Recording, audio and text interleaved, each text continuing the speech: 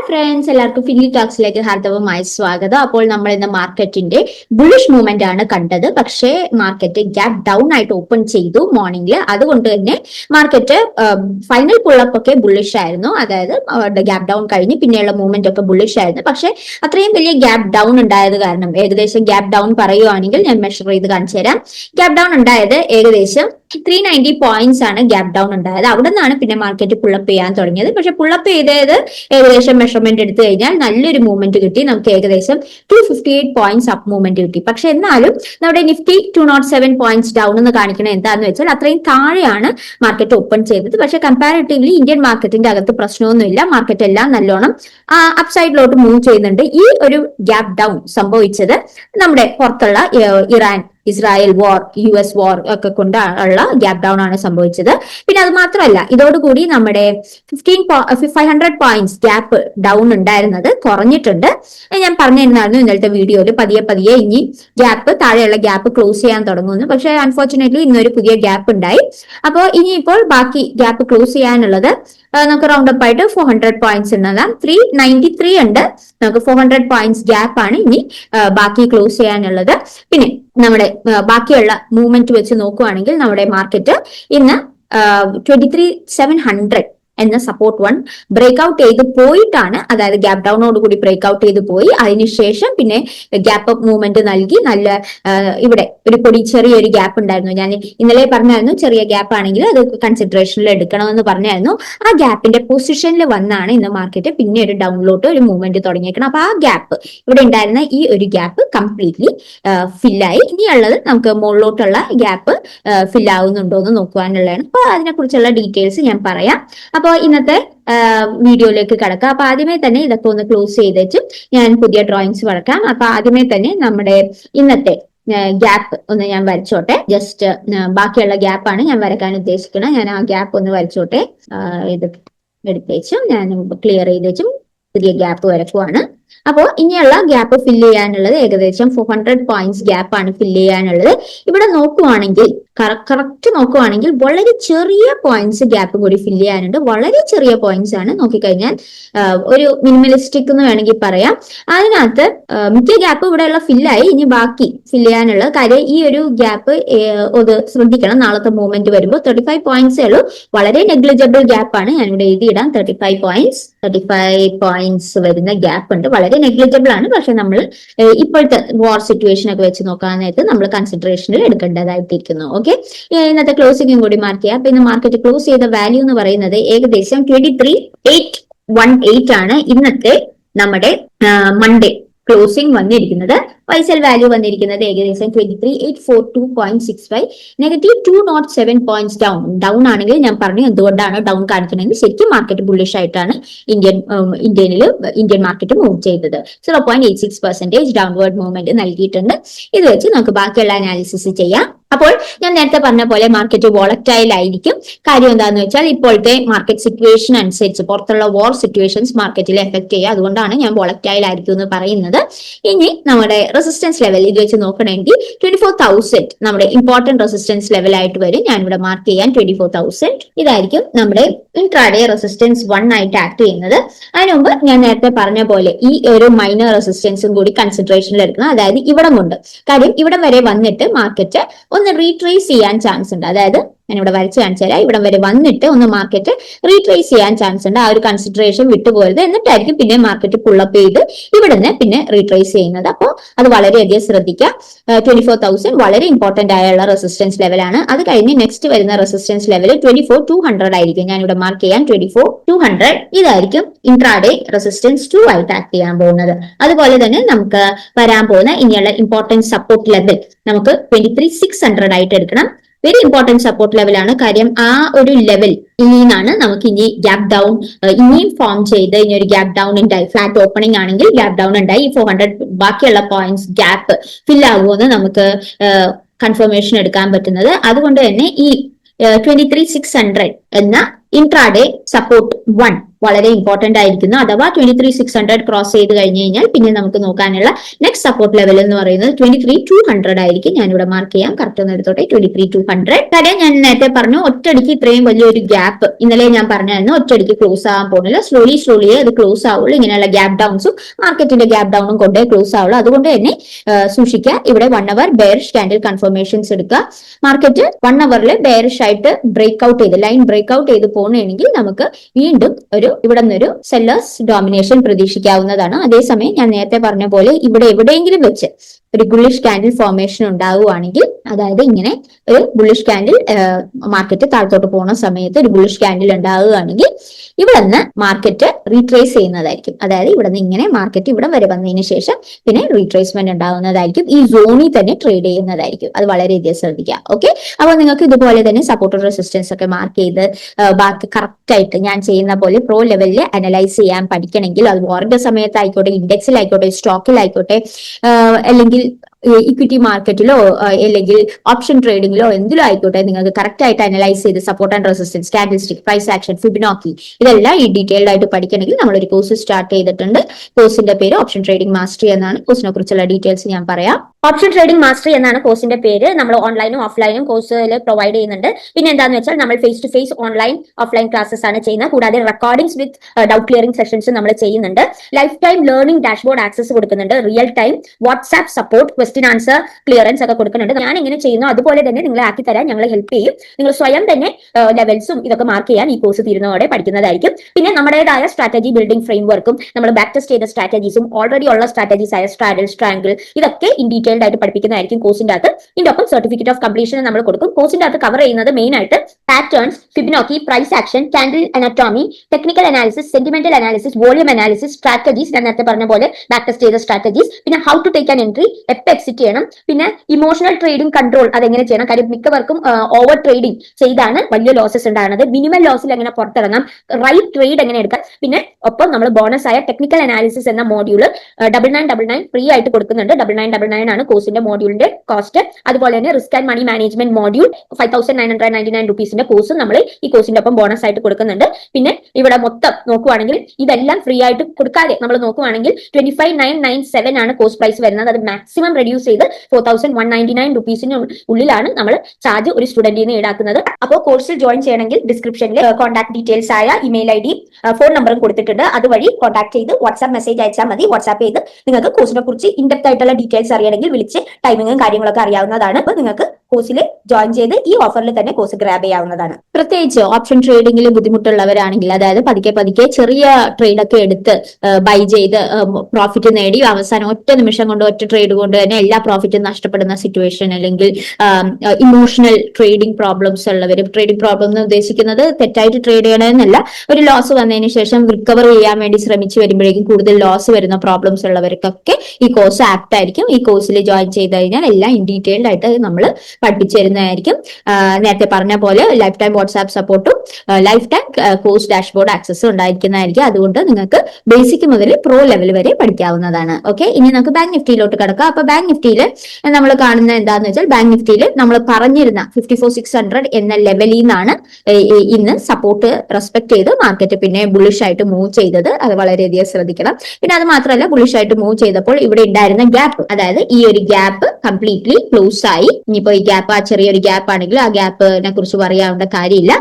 പിന്നെ ഉള്ള അടുത്ത ഒരു കാര്യം എന്താന്ന് വെച്ചാൽ, ഈ 766 പോയിന്റ്സ് ഗ്യാപ്പ് അത് കുറച്ചും കൂടി കുറഞ്ഞിട്ടുണ്ട്. നമുക്കൊന്നും കൂടി മെഷർ ചെയ്യാം.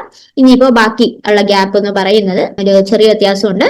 ഇനി 1500 പോയിന്റ്സ് ഗ്യാപ്പ് ഉള്ളു. അപ്പൊ ഞാനൊന്ന് കറക്റ്റ് ചെയ്ത് ഇതുമാണ് 1500 പോയിന്റ്സ് ഗ്യാപ്പ്. അത്രയും കൂടി ഇനി ഫില്ല് ചെയ്യാനുള്ള, അതാ ഞാൻ പറഞ്ഞ സ്ലോലി ഗ്യാപ്സ് ക്ലോസ് ആയി വരുന്നുണ്ട്. പിന്നെ മുകളിലോട്ടുള്ള ഗ്യാപ്പ് ആണെങ്കിൽ ഇവിടെ ഇന്ന് ഗ്യാപ്പ് ഡൗൺ ഉണ്ടായ മുകളിലോട്ടുള്ള ഗ്യാപ്പ് കംപ്ലീറ്റ്ലി ഇന്ന് തന്നെ ക്ലോസ് ആയി. പിന്നെ മൊത്തം മൂവ്മെന്റ് നോക്കുവാണെങ്കിൽ ഏകദേശം bank Nifty 307 points down movement ആണ്. പക്ഷെ ഞാൻ നിഫ്റ്റിയിൽ പറഞ്ഞ അതേ കാര്യം തന്നെ എനിക്ക് പറയാനുള്ളൂ. ഗ്യാപ്പ് ഡൗൺ ആയിട്ടാണ് ഓപ്പൺ ചെയ്തത്. എന്നിട്ടും പുള്ളപ്പ്, നല്ലൊരു പുള്ളപ്പ് തന്നു. ഏകദേശം 1253 പോയിന്റ്സ് മൂവ് ചെയ്തു. അപ്പൊ ശരിക്കും നോക്കിക്കഴിഞ്ഞാൽ ബുള്ളിഷ് മൂവ്മെന്റ് ആണ്. പക്ഷെ ഗ്യാപ്പ് ഡൗൺ ഉള്ളതുകൊണ്ടാണ് കൊണ്ടാണ് മാർക്കറ്റ് ഇത്തിരി ബെയറിഷ് ആയിട്ട് കാണിച്ചത്. അതും 307 പോയിന്റ്സ്. നമുക്കറിയാം ബാങ്ക് നിഫ്റ്റിയുടെ ആവറേജ് മൂവ്മെന്റ് 150 to 300 പോയിന്റ്സ് ആണ്. അതിനകത്ത് 1253.90 പോയിന്റ്സ് മൂവ് ചെയ്തു എന്ന് പറയുന്നത് നല്ലൊരു കാര്യം തന്നെയാണ്. ഓക്കെ, അപ്പൊ ഇത് വെച്ച് നമുക്ക് ബാക്കിയുള്ള അനാലിസിസ് ചെയ്യാം. അപ്പൊ ആദ്യമേ തന്നെ നമ്മുടെ ഗ്യാപ്പ് ഒന്ന് ഞാനൊന്നും കൂടി തിരിച്ചു വെച്ചോട്ടെ. അപ്പൊ നമ്മുടെ ഗ്യാപ്പ് 1500 പോയിന്റ്സ് ഗ്യാപ്പും കൂടി ഉണ്ട് ഇനി ഫില്ലാകാൻ. പിന്നെ ഇന്നത്തെ ക്ലോസിംഗ് വന്നിരിക്കുന്നത് ഏകദേശം 55,571 ആണ് ഇന്നത്തെ നമ്മുടെ മൺഡേ ക്ലോസിംഗ് വന്നിരിക്കുന്നത്. ബൈസെൽ വാല്യൂ വന്നിരിക്കുന്നത് ഏകദേശം 55,605.05 negative 307.1 points down 0.55% downward movement നൽകിയിട്ടുണ്ട്. ഇത് വെച്ച് നമുക്ക് ബാക്കിയുള്ള അനാലിസിസിലോട്ട് കിടക്കാം. അപ്പോൾ നമുക്ക് ഇനി ഇമ്പോർട്ടന്റ് ആയിട്ട് നോക്കേണ്ട റെസിസ്റ്റൻസ് ലെവൽ എന്ന് പറയുന്നത് 56,400 ആണ്. ഞാൻ ഇവിടെ മാർക്ക് ചെയ്യാം 56,400. ഇതായിരിക്കും നമ്മുടെ ഇമ്പോർട്ടന്റ് ഇൻട്രാഡേ റെസിസ്റ്റൻസ് ലെവൽ നാളത്തേക്ക് വരുന്നത്.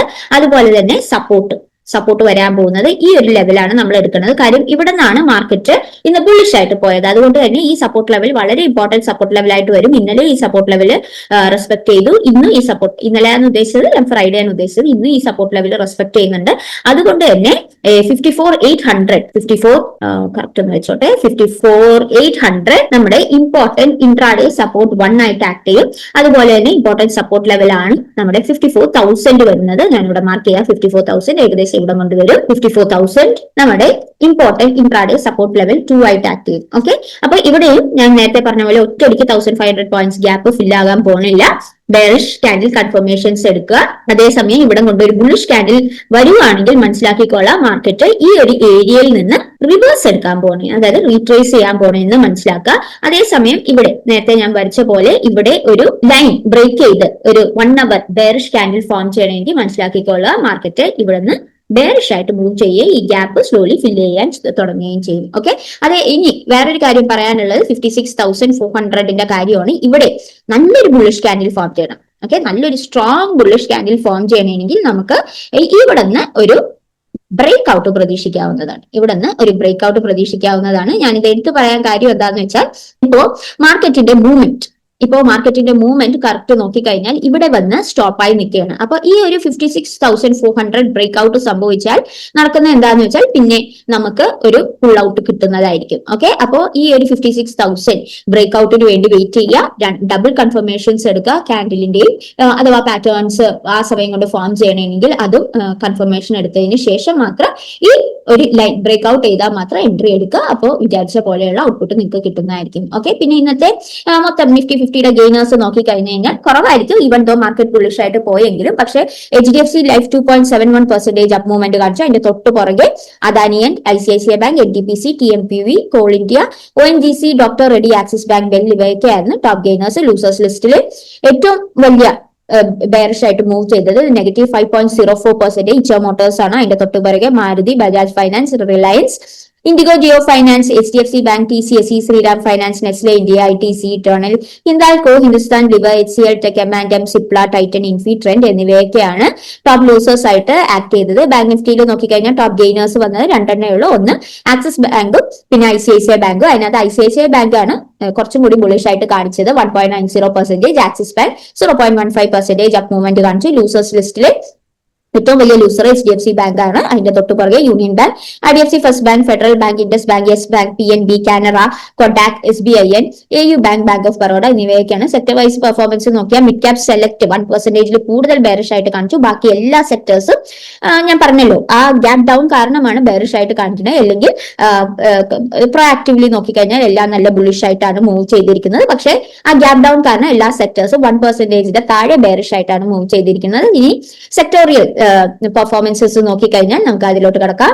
Nifty auto, Nifty FMCG, Nifty IT, Nifty oil and gas, Nifty financial services, X bank ഇതൊക്കെ 1%ന്റെ മുകളിൽ ബെയറിഷ് ആയിട്ട് കാണിച്ചു. ബാക്കിയെല്ലാം 1%ന്റെ താഴെയാണ് ബെയറിഷ് ആയിട്ട് കാണിച്ചത് സെക്ടോറിയൽ ഇൻഡിസസ് എടുത്തു കഴിഞ്ഞാൽ. ഇനിയിപ്പോ നമുക്ക് നമ്മുടെ ഫിനിഫ്റ്റിയിലോട്ട് കിടക്കാം. അപ്പൊ ഫിനിഫ്റ്റിയിൽ നോക്കുവാണെങ്കിൽ കറക്റ്റ് ആ ഒരു ലെവൽ നമ്മൾ പറഞ്ഞ ആ ലെവലിൽ വന്ന് ഞാനൊന്ന് മിനിമൈസ് ചെയ്ത് കാണിച്ചു തരാം. ആ ഒരു ലെവലിൽ വന്ന് ബെയറിഷ് മൂവ്മെന്റ് കാണിച്ചിരിക്കണേന് ഗൈസ്. ഇവിടെ നോക്കിക്കഴിഞ്ഞാൽ 25,600 ആയിരുന്നു നമ്മൾ support level, first support level പറഞ്ഞിരുന്നത്. ആ ഒരു 25,600 എന്ന കറക്റ്റ് സപ്പോർട്ട് ലെവലിൽ വന്ന് മാർക്കറ്റ് റെസ്പെക്ട് ചെയ്തതിനു ശേഷം ഞാനിവിടെ വരച്ചിട്ടിരുന്നു. എന്നിട്ടാണ് പിന്നെ ബുള്ളിഷ് മൂവ്മെന്റ് നടത്തിയത്.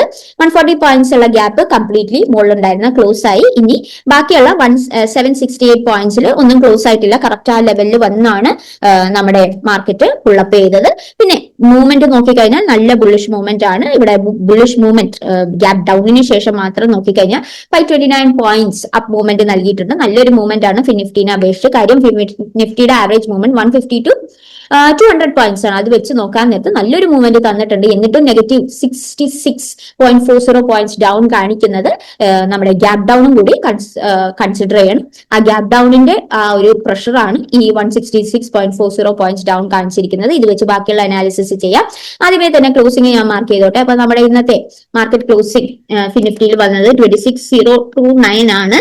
ഇന്നത്തെ ഫിനിഫ്റ്റിയുടെ മൺഡേ ക്ലോസിംഗ് വന്നിരിക്കുന്നത്. ബൈസെൽ വാല്യൂ വന്നിരിക്കുന്നത് ഏകദേശം നേരത്തെ പറഞ്ഞ പോലെ 26,047.50, negative 166 points down, 0.63% downward movement നൽകിയിട്ടുണ്ട്. ഇത് വെച്ച് ബാക്കിയുള്ള അനാലിസിസ് നമുക്ക് ചെയ്യാം. അപ്പോ ഇവിടെ സപ്പോർട്ട് ലെവൽ നോക്കിക്കഴിഞ്ഞാൽ ആദ്യം തന്നെ ആ ഗ്യാപ്പ് ഒന്ന് ഞാനൊന്ന് പേസ്റ്റ് ചെയ്തോട്ടെ. ഇവിടെ സപ്പോർട്ട് ലെവൽ നോക്കിക്കഴിഞ്ഞു കഴിഞ്ഞാൽ നമ്മൾ ഇന്നലെ പറഞ്ഞ അതേ ലെവൽ തന്നെയാണ് സപ്പോർട്ട് ലെവലായിട്ട് നമ്മൾ എടുക്കാൻ പോകുന്നത്. 25,400 എന്ന ലെവല് ഞാനിവിടെ മാർക്ക് ചെയ്യാൻ. 25,400 ഇതായിരിക്കും ഇൻട്രാഡേ സപ്പോർട്ട് 1 ആയിട്ട് ആക്ട് ചെയ്യുന്നത്. അതിന്റെ തൊട്ട് താഴെ വരുന്ന സപ്പോർട്ട് ലെവൽ എന്ന് പറയുന്നത് ഏകദേശം 25,200 ആണ്. ഞാനിവിടെ മാർക്ക് ചെയ്തോട്ടെ. 25,200 നമ്മുടെ ഇമ്പോർട്ടന്റ് സപ്പോർട്ട് ലെവലായിട്ട് വരും. ഞാനിവിടെ മാർക്ക് ചെയ്യാം. 25,200 ഇതായിരിക്കും ഇൻട്രാഡേ സപ്പോർട്ട് ലെവൽ 2 ആയിട്ട് ആക്ട് ചെയ്യുന്നത്. നമ്മുടെ റെസിസ്റ്റൻസ് ലെവൽ നമുക്ക് ഇമ്പോർട്ടന്റ് ആയിട്ട് നോക്കേണ്ടത് 26,400 ആണ്. ഞാനിവിടെ മാർക്ക് ചെയ്യാം. 26,400 ഇത് ഇമ്പോർട്ടന്റ് സപ്പോർട്ട് റെസിസ്റ്റൻസ് ലെവലായിട്ട് നമ്മൾ എടുക്കാൻ കാരണം എന്താണെന്ന് വെച്ചാൽ ഇതിന് മുമ്പ് ഈ 26,400 മാർക്കറ്റ് പലതവണ റെസ്പെക്ട് ചെയ്തിട്ടുണ്ട്. അതുകൊണ്ട് തന്നെ ഇൻട്രാഡേ റെസിസ്റ്റൻസ് ലെവൽ 1 ആയിട്ട് ഇത് ആക്ട് ചെയ്ത്. ഇതൊക്കെ ഈ ലെവൽസ് ഒക്കെ എങ്ങനെയാണ് എടുക്കുന്നതെന്നൊക്കെ നമ്മൾ കോഴ്സിൽ ഡീറ്റെയിൽ ആയിട്ട് പഠിപ്പിക്കുന്നതായിരിക്കും കേട്ടോ. അപ്പോൾ നിങ്ങൾക്ക് എന്നെ പോലെ തന്നെ മാർക്ക് ചെയ്യാൻ കോഴ്സിൽ നിന്ന് പഠിക്കാവുന്നതാണ്. ഓക്കെ, ഇനി നമുക്ക് സെൻസെക്സിൽ പോകാം. അപ്പൊ സെൻസെക്സ് ഓർക്കുക. നമ്മുടെ സെൻസെക്സും ഇവിടെ നോക്കിക്കഴിഞ്ഞാൽ 76,400 സപ്പോർട്ട് ബ്രേക്ക് ഔട്ട് ചെയ്താണ് ഇന്ന് ഗ്യാപ്പ് ഓപ്പണിംഗ് നടന്നത്. അതിനുശേഷം മാർക്കറ്റ് ബുള്ളിഷ് ആയിട്ട് പോയി. ബാക്കിയുള്ള ഗ്യാപ്പ് നോക്കിക്കഴിഞ്ഞാൽ 1,500 പോയിന്റ്സ് ഗ്യാപ്പ് ഉണ്ടായിരുന്നു. അത് കുറച്ചും കൂടി കുറഞ്ഞിട്ടുണ്ട്. ഇപ്പൊ നല്ലൊരു കുറവ് വന്നിട്ടുണ്ട്. ഇനിയിപ്പോ നമുക്ക് മെഷർ ചെയ്ത് നമുക്ക് പുതിയ എത്രയാണെന്നുള്ളത് നോക്കാം. അപ്പൊ പുതിയ എത്ര ഗ്യാപ്പ് ഉണ്ടെന്ന് നോക്കിയാൽ 1,064 പോയിന്റ്സ് ഗ്യാപ്പേ ഉള്ളൂ. അപ്പൊ അതൊന്ന് കറക്റ്റ് ചെയ്ത് എഴുതിക്കോട്ടെ. 1,064 പോയിന്റ്സ് വരുന്ന ഗ്യാപ്പാണ് ഇനി നമുക്ക് ഫില്ലാകാനുള്ളത്. ഇവിടെ ഉണ്ടായിരുന്ന ആ ചെറിയ ഗ്യാപ്പ് ഫുള്ളി ക്ലോസ് ആയി. ഇനി ഇത് വെച്ച് ബാക്കിയുള്ള അനാലിസിസ് ചെയ്യാം. അപ്പൊ ആദ്യമേ തന്നെ ആ ബാക്കിയുള്ള താഴെയുള്ള ഗ്യാപ്പ് ഇനിയിപ്പോ നമ്മുടെ വളരെ ഇമ്പോർട്ടന്റ് ഗ്യാപ്പ് ആയിട്ട് വരികയാണ്. അതുകൊണ്ടാണ് ഞാൻ ഇത് എടുത്തെടുത്ത് എഴുതുന്നത്.